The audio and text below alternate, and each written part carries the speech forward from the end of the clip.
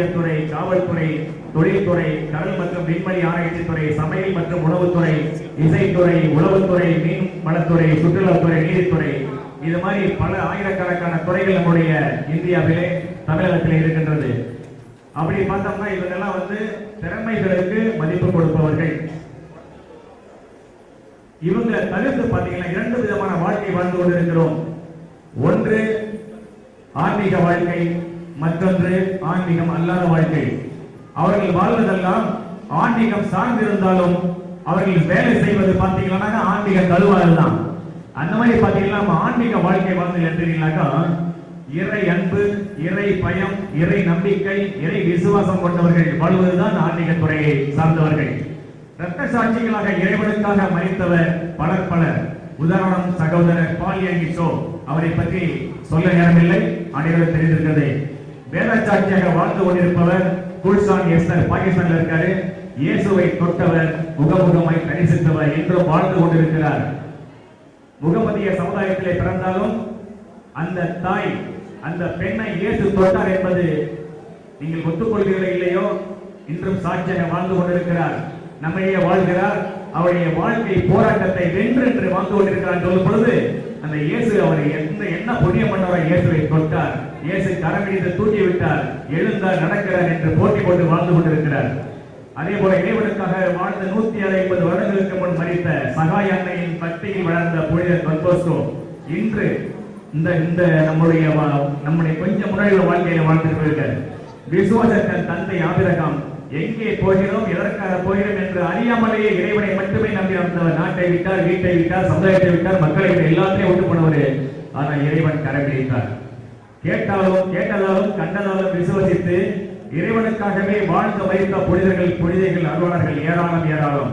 அந்த காலத்தில் அதிகமாக 3 வழியிலே தான் சாகரிக்கப்பட்டார்கள்.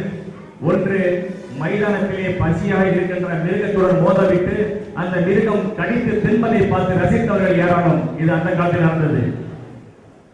தலையை வெட்டிக் கொள்வது, சிலுவையில் அறைந்து கொள்வது, அந்த அடிப்படையில் தான் நம்முடைய பரமபிதா இயேசுவையும் சிலுவையில் அறைந்து கொண்டார்கள். புனிதர்கள் என்பவர்கள் எண்ணங்களால், சொற்களால், செயல்களால் இறைவன் காட்டிய புனித பாதையிலிருந்து சிறிதும் நெறி பெறாமல் வாழ்ந்த இறைவனின் பாதம் பற்றியவர்கள். அதனால்தான் அருளாளர்களாகவும் புனிதர்களாகவும் இன்று வெற்றி நடைபெறுகிறார்கள். இறைவனுக்கும் மக்களுக்கும் அரசர்களுக்கும் இடையில் இறைவனின் திட்டங்களை இறைவன் மூலம் அறிந்து மக்களிடம் எடுத்துரைப்பவர்கள் இவர்கள் தீர்க்கதரிசிகள் எனப்பட்டார்கள். எபிரேயர் 11:15-16 இஸ்ரேல் மக்கள் தங்களை விட்டு வந்த நாட்டை அவர்கள் நினைத்துக் கொண்டிருக்கவில்லை. அப்படி நினைத்திருந்தால் திரும்பி செல்ல அவர்களுக்கு வாய்ப்பு கிடைத்திருக்கும். ஆனால் அவர்கள் சிறப்பான ஒரு நாட்டை, அதாவது விண்ணக நாட்டையே நாடுகிறார்கள். அதனால் தான் கடவுளும் தம்மை அவர்களுடைய கடவுள் என்று அழைத்துக் கொள்ள வெட்கப்படவில்லை. அவர்களுக்கென அவர் ஒரு நகரை ஆயத்தப்படுத்தியுள்ளார். எங்கே? பாம்பேலையா, கல்கத்தாலையா, மெட்ராஸ்லையா? விண்ணகத்திலே அந்த இஸ்ரேல் ஜனங்களுக்காக அவங்க விட்டு வந்த நாட்டை அவர்கள் சொந்தம் கொண்டாடவில்லை. கொண்டாடி இருந்தால் அனுப்பியிருப்பார். சொந்தம் கொண்டாடாததால் இன்று அவர்களுக்காக ஒரு நாட்டை, வீட்டை கட்டி கொண்டிருக்கிறார். ஆகாயத்திலே அந்த விண் வாழ்க்கை அவர் உண்மை என்ற நம்பிக்கையிலே வாழ்ந்து கொண்டிருக்கிறார்கள். சங்கீதம் 78:15 பார்த்தீங்கன்னா, கண்மலையை பிளந்து தண்ணீரை கொடுத்தார். யாருக்காக? தான் வாக்குறுதியை கொடுத்து அழைத்து சென்ற மக்களுக்காக தண்ணீரை கொடுத்தார். யாத்திராகம் 15:20 சொல்லுது, மாறாவின் தண்ணீர் மதுரமாக, தண்ணி கசக்குது, தண்ணி குடிக்க கேட்கிறாங்க மக்கள். அப்பொழுது தண்ணி கசக்குது, மொய்சனப்பட்டு முறையிடுறாங்க. மொய்சன் ஆண்டவரை பார்த்து முறையிடாரு, உடனே இந்த மதுரமாகிற தண்ணீரை அந்த மாதிரி இறைவன் கரமெடுத்து அழைத்து சென்றார். சங்கீதம் 145:18 பாத்தீங்கன்னா, உண்மையை தம்மை நோக்கி கூப்பிடுற யாவருக்கும் கர்த்தர் சமீபமாக இருக்கிறார். நம்முடைய சகோதரர் நீங்க மெசேஜ் கொடுத்தாங்க, அருமையான மெசேஜ் கொடுத்தாங்க. நீங்க 2 கையை விரித்து ஆண்டவரை ஆண்டவரை ஆண்டவரை என்று கூப்பிட்ட உங்களை அருகே என்னப்பா கூப்பிட்டேன்னு கேட்பாரு, என்னமா கூப்பிட்டேன்னு கேட்பாரு. நாம தான் அவருக்கு தள்ளி போயிருந்தோம். மார்க் 5வது அதிகாரம் 42 மற்றும் யோவான் 11:4 மரித்த லாசர், யாவீரின் மகள், நாயின் ஓர் விதவையின் மகள் யாவரையும் உயிரோடு எழுப்பினார். நம்பினார்கள், எழுப்பப்பட்டார்கள். மத்தேயு 8:15 மற்றும் 9:22 பாத்தீங்கன்னா, பெரும்பாலுள்ள ஸ்திரீயும் பேதுருவின் மாமியாரையும் 38 வருடமாய் வியாதியாக இருந்த மனிதரையும் குணமாக்கினார் இயேசு. சங்கீதம் 91:10 பாத்தீங்கன்னா, பொல்லாப்பு உனக்கு நேரிடாது, வாதை உன் கூடாரத்தை அணுகாது என்று கூறியவர். சங்கீதம் 91:11 பாத்தீங்கன்னா, உங்கள் வழிகளில் எல்லாம் உன்னை காக்கும்படிக்கு உனக்காய் தம்முடைய தூதர்களுக்கு கட்டளை கூறினார். நம்மளை படைச்சாரு, பிறக்க செய்தாரு, படிக்க வச்சாரு, நல்ல வேலையை கொடுத்தாரு, கல்யாணம் பண்ணாரு. அவங்க மட்டும் இல்ல, உன்னை என்னைக்கு இருந்தாலும் என்னுடைய தூதரை அனுப்பி உன்னை கடவுளுக்கு அழைப்பேன் என்று கூறுகிறார். கொஞ்சம் வேகமா பண்ண டைம்ல சங்கீதம் 99:12 உன் பாதம் கல்லில் இடாதபடி என் தூதர்கள் தங்கள் கைகளில் ஏற்றுக்கொண்டு போவது என்று கூறுகிறார். பெத்த தாய் குப்பை தொட்டில போட்டு போற காலம் இது. தந்தை எனக்கு தெரியாது கொண்டு போகிற காலம். தாய் தந்தை கொண்டு போய் முதியோர்களுக்கு ஒப்படைக்கிற காலம். அந்த மாதிரி காலத்துல என்னைக்கு சொல்லி இருக்காரு ஆண்டவர், நட்டி காட்டிட்டு இருக்காரு. உங்களுடைய கால் கல்ல மோதப்படி நாம பாதுகாப்பாரு. சங்கீதம் 99:13 சொல்லுது, சிங்கத்தின் மேலும் பெரிய பாம்பின் மேலும் நீ நடந்து பால சிங்கத்தையும் வலு சர்ப்பத்தையும் மிதித்து போடுவாய் என்று வாக்களித்தார். அந்த மாதிரி ஒரு உயர்த்தி பிடிப்பேன்றாரு. ஏசாயா 66:13 சொல்லுது, ஒருவனை அவன் தாய் தேற்றுவது போல நான் உங்களை தேற்றுவேன் என்று வாக்களித்தார். ஏசாயா 49:12 சொல்லுது, ஸ்திரீயானவள் தன் கர்ப்பத்தின் பிள்ளைக்கு இறங்காமல் தன் பாலகனை மறப்பாளோ, அவர்கள் மறந்தாலும் நான் உன்னை மறப்பதில்லை என்று வாக்குத்தத்தம் செய்திருக்கிறார் நமது ஆண்டவர். 1 பேதுரு 2:9-10 ஆனால் நீங்கள் தேர்ந்தெடுக்கப்பட்ட வழிமரபினர், அரச குருக்களின் கூட்டத்தினர், தூய மக்களிடத்தின் இனத்தினர், அவரது உரிமை சொத்தான மக்கள். எனவே உங்களை இருளில் நின்று தமது வியத்தகு ஒளிக்கு அழைத்துள்ளவரின் மேன்மை மிக்க செயல்களை அறிவிப்பது உங்கள் பணி. முன்பு நீங்கள் ஒரு மக்களிடமாய் இருக்கவில்லை, இப்பொழுது கடவுளுடைய மக்களாக இருக்கிறீர்கள். முன்பு இரக்கம் பெறாதவர்களாக இருந்தீர்கள், இப்பொழுது இரக்கம் பெற்றுள்ளீர்கள். படிப்பு, திறமை, ஊதியம் என்பது வேறு. இறை அன்பு, இறை பயம், இறை பக்தி, இறை நம்பிக்கை, இறை விசுவாசம் என்பது வேறு. இவர்கள் எல்லாம் விசுவாசத்திற்காக வாழ்ந்து மறைத்தவர்கள். இங்கு தன்னுடைய சகோதரிகள் சகோதரர்களும் வழக்காட வந்திருக்கிறார்கள். அதாவது விசுவாசத்தில் மேலோங்கி நிற்பவர்கள் ஆண்களே என்று ஒரு சாராரும், பெண்கள் என்று ஒரு சாராருடைய வழக்காட வந்திருக்கிறார்கள். ஆகவே விசுவாசம் எவ்வளவு பெரியது, எவ்வளவு நடந்திருக்கிறது என்பதை உன்னிப்பாக கவனிக்குமாறு கேட்டுக்கொள்கிறேன். ஒவ்வொருவருக்கும் 5 நிமிடம் ஒதுக்கப்படுகிறது. தயவு செய்து இங்கு பேசுபவர்கள் ஒரு சவுண்ட் கொடுத்தவுடனே தயவு செய்து கூடுமானவரை குறைத்துக் கொண்டு அடுத்த ஒரு நிமிடத்தில் முடிக்குமாறு அன்போடு கேட்டுக் கொள்கிறேன்.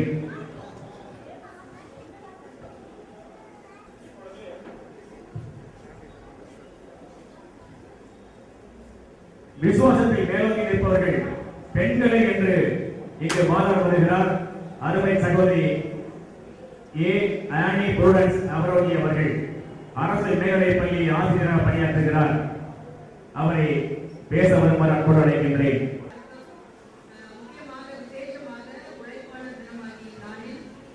சகோதரர்கள் அனைவரையும் நான் வாழ்த்துகிறேன்.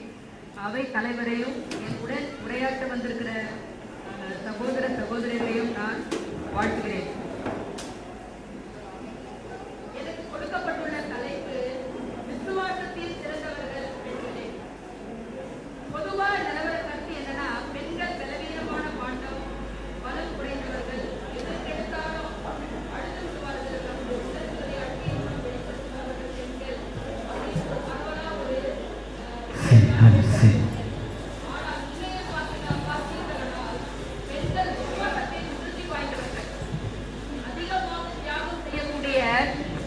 ஒரு பண்பு படைத்தவர்கள் தான் பெண்கள். வேதாகமத்தில் அநேக எடுத்துக்காட்டுகள், அநேக பெண்மணிகளை குறித்து நாம் பார்க்கவிருக்கிறோம். விசேஷமாக முதலாவதாக அன்னாள் மலடியாக பெயர் பெற்றவள், பல துன்பங்களுக்கு ஆளானவள், தன் சக்களத்தியான பெண்ணிடம் பல போராட்டங்கள் நிந்தனைகளை அடைந்தவள். தேவனிடத்தில் அதிக போராட்டத்தோடு அவள் பெற்றுக்கொண்ட மகன் சாமுவேலை தேவனுக்காக, தேவனுடைய ஊழியத்துக்காக ஒப்புக் கொடுக்கிறார். அவளுடைய விசுவாசம் எத்தகையது என்பதை பாருங்கள். பொதுவா தேவனுடைய ஊழியத்துக்காக ஒப்புக் கொடுக்கிற பிள்ளைகள் எப்படிப்பட்டவர்கள் என்றால், வீட்டுல சும்மா ஒண்ணுமே படிக்காத, ஊர் சுத்திட்டு இருக்கிற, இல்ல எதுக்குமே உதவாத பிள்ளைல, சரி போடா ஊழியத்துக்காச்சும் போடா அப்படின்னு சொல்லிட்டு தான் என்ன பண்ணுவாங்க, பெற்றோர்கள் கடைசியா தேர்ந்தெடுக்கிற வாய்ப்பு தான் அந்த ஊழிய பாதை. ஆனா அண்ணால் அப்படி இல்லை. அவளுக்கு கிடைத்த விலையேற பெற்ற ஒரே குமாரனாகிய சாமுவேலை என்ன பண்ண, தேவனுடைய ஊழியத்துக்காக அவள் தத்தம் செய்தார். ஆனா ஆண்கள்ல பாத்தீங்கன்னா விசுவாசம் இல்லாத சந்ததியார் ஆண்கள். தன்னை மீட்டெடுத்த தெய்வத்தை காட்டி கொடுத்தது ஆணா பெண்ணா? நீங்களே சிந்தித்து பாருங்கள். அவரை துன்புறுத்தியவரை சிலுவையில் சுமக்க செய்தது ஆணா பெண்ணா?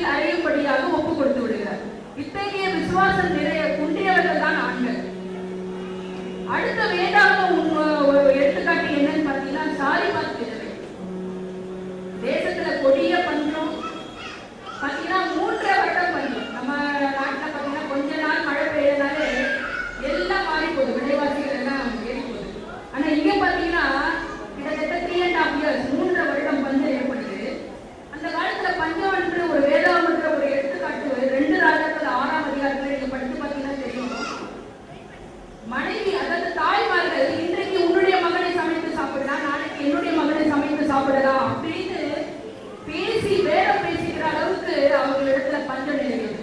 இந்த விதவை பாத்தீங்கன்னா கடைசியா ஒரு துளி மாவும் எண்ணெயும் மட்டும் வைத்திருக்கிறார். அந்த நேரத்துல எலியா தீர்க்கதரிசி வந்து என்ன பண்றாருன்னா, எனக்கு கொடு, உயிர் வாழ்றதுக்கு அத்தியாவசியமான அந்த அப்பமும் தண்ணியும் எண்ணெயும் தவிர எதுவுமே இல்லை. ஆனாலும் தீர்க்கதரிசிய அவ என்ன பண்றா, முக்கியத்துவப்படுத்தி அந்த ஏழை விதவை கணவன் இல்ல, கடைசியா தன்னுடைய மகனோடு மட்டுமே ஜீவித்துக் கொண்டிருக்கிற ஒரு சின்ன ஒரு உணவுப் பொருளை வைத்து மாத்திரமே ஜீவிக்க முடியும். அடுத்த நாள் நம்ம இறந்து போகக்கூடிய சூழ்நிலை இருக்க வேண்டிய இந்த நிலையில அந்த விதவை என்ன பண்றாங்க, அந்த தீர்க்கதரிசியை போஷிக்கிறார். அதனுடைய விளைவு பாத்தீங்கன்னா அவருடைய வீட்டுல அந்த எண்ணெயும் மாவும் கடைசி வரைக்கும் குறைவுபடுது. நான் ஒரு நியூஸ் பேப்பர்ல சமீபத்துல கொஞ்ச நாளைக்கு முன்னாடி படித்த ஒரு உதாரணம். ஒரு தாய் தன்னுடைய மகனை வந்து லிப்ட்ல மாட்டிக்கிறான். நீங்க நேரம் படிச்சிருப்பீங்கன்னு நினைக்கிறேன். அந்த நேரத்துல பாத்தீங்கன்னா தன்னுடைய உயிரை தியாகம் செய்து அந்த மகனை காப்பாற்றி இறந்து விட்டார். அத்தகைய தியாக மனப்பான்மை கொண்ட இந்த பெண்களுடைய விசுவாசம் வந்து மிக மகத்தானது. 10 குஷ்டரோகிகள் சுகமடைந்தனர். ஒரு நபர் மாத்திரமே வந்து இறைவனிடத்துல நன்றி சொன்னார். ஆண்கள் வந்து விசுவாசத்துல குன்றி போனவர்கள். இயேசுவை பற்றி சொல்லக்கூடாது என்று கலவரம் செய்தது ஆனா பெண்ணா நடுவே சிந்தித்து பாருங்கள். கானானிய ஸ்திரீ அடுத்த எடுத்துக்காட்டு. இந்த ஸ்திரீ வந்து அவருடைய விசுவாசம் பெரியது. பாத்தீங்கன்னா ரொம்ப நேரம் அவ வந்து அந்த ஏசாமி கிட்ட வந்து போராடி தன்னுடைய மகனுடைய சுகத்துக்காக வேண்டி இருக்கிறா. ஆனா அவர்கிட்ட வந்து ஏசாமி கொடுத்த பதிலானது வேற ஒருவராக என்ன பண்ணுவாங்க, போயிடுவாங்க. ஆனா இயேசுவே இஸ்ரவேலுக்குள்ளும் இத்தகைய ஒரு விசுவாசத்தை நான் காணவில்லையே அப்படின்னு அவரை மெச்சிக்கொள்ளும் வகையில் இந்த கானானிய ஸ்திரீயுடைய பெண் விசுவாசம் பெரிதா இருந்தது. அதே போல இன்னும் அநேக வேதாகமத்துல எடுத்துக்காட்டுகளை நாம் சொல்லிக்கொண்டே போகலாம். யூதித்து பெண் தளபதியை வெட்டி யூத ரட்சிப்புக்காக போராடிய பெண் தான் யூதித்து பெண். அது மட்டும் இல்ல, எஸ்தர் பழைய ஏற்பாட்டில் யூத ஜனங்களுக்காக போராடின ஒரு பெண். அடுத்தது வெரோனிகா. ஆகார் பாத்தீங்கன்னா தன்னுடைய மகனோடு தனியா அந்த வனாந்திரத்துல விடுபட்ட நேரத்துல தேவனோடு போராடி ஒரு பெரிய ஜாதி ஆகுவேன் அப்படின்னு தேவனிடத்துல ஒரு பெரிய ப்ராமிஸ் அவ என்ன பண்ணா, பெற்றுக்கொண்டான். அத்தகைய விசுவாசம் மிக்க நிறைந்தவர்கள் தான் பெண்கள். அன்னை மரியாள் சபை வந்து பிரிந்து போகக்கூடிய ஒரு சூழ்நிலையில கூட சபையை திருப்பியும் கட்டி எழுப்பக்கூடிய சாத்தியம் அந்த காணப்பட்டது. அடுத்தபடியா ராகயா, ரூத், இன்னும் அநேக பெண்கள். எலிசபெத், சகாரியா, இவங்க இருவருக்கும் குழந்தையே இல்லை அப்படின்ற நேரத்துல தேவன் முன்னுரைக்கும் போது சகாரியா என்ன பண்றாரு, நம்பல. அதனாலதான் குழந்தை பெருக்கு நேரம் வரைக்கும் அவர் என்ன பண்ணாரு, ஊமையா இருந்தார். இப்படி பல சம்பவங்கள் வந்து வேதாகமத்துல சொல்லிக்கொண்டே நம்ம போகலாம். மகனவே நாம் மரியாள் தன் வீட்டில் வந்து இயேசு கிறிஸ்துவை உபசரித்தது. தன்னுடைய சகோதரன் மரணத்தின் போது இயேசுவிடத்துல ஒரு விசுவாசத்தோடு காத்து கொண்டிருந்தது. இன்னும் தேவனுடைய இயேசு கிறிஸ்துடைய தாய் மரியாள் மரணம் சந்திக்கிற சூழ்நிலையும் கூட அவர்களுக்கு கடைசி வரைக்கும் இயேசுவோட நின்று கொண்டிருந்தார். ஆண்டவரை மறுதளித்தது ஆனா பெண்ணா, அவரை திட்டினது ஆனா பெண்ணா, அவரை சபித்தது ஆனா பெண்ணா. எனவே நான் அடித்து சொல்கிறேன், விசுவாசத்தில் விசுவாசம் நிறைந்தவர்கள் பெண்களே பெண்களே. நன்றி, வணக்கம்.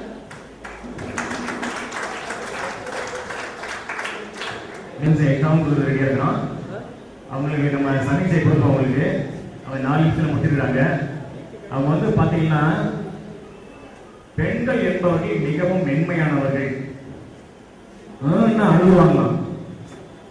அவங்க வீட்டில் டெய்லி அழுகுறாங்களா இல்லை அவங்களுடைய வீட்டுக்காரர் அழுகுறாருன்னு தெரியல. நம்மளுக்கு யார் அழுகுறான்னு தெரியல. அந்த மாதிரி பேசிக்கிறாங்க. அவங்களுக்கு வாழ்த்துக்கள். அடுத்தபடியாக பேச வருகிறார் சகோதரி ஆண்களே என்ற தலைப்பில் பேச வருகிறார் சகோதரி எம் செல்லப்பாய் அவர்கள். ஆசிரியை வல்லல் எஸ்.ஐ. அழகசாமி செட்டியார், மேல்நிலைப்பள்ளி ராயபுரத்தில் பணியாற்றுகிறார். அவர்கள் சகோதரி ஆனி பூரன்ஸ் நவஜோதி அவர்களுக்கு பதில் கொடுப்பார்கள்.